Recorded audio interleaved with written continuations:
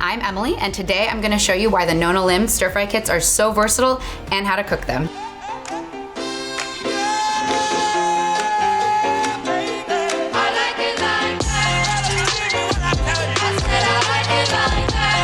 So, you know, being part of an immigrant family, I am as well. My parents are Russian, and me and my siblings are first generation Americans. And, you know, just from my experiences growing up, I know it's a very unique way to grow up. Now we're gonna pop the dumplings in. They're acidic from the vinegar.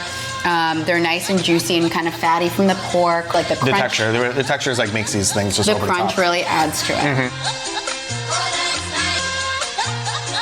So we're gonna go through each kind of dumpling, and you guys can watch me make it start, and you just pinch the dumpling onto itself. Dab of water, nick it somewhere, and then you just fold it over, like fold the two legs onto themselves, and then you got a wonton. This is incredible. This is insane. Okay, they're spicy, they're meaty, they're like acidic. I am truly, truly blown away. Можете нам заказывать пельмени с мясом. The king dumpling, which is a steamed dumpling with beef and pork. The pan-fried dumpling with pork and chive. And a traditional kimchi dumpling with pork.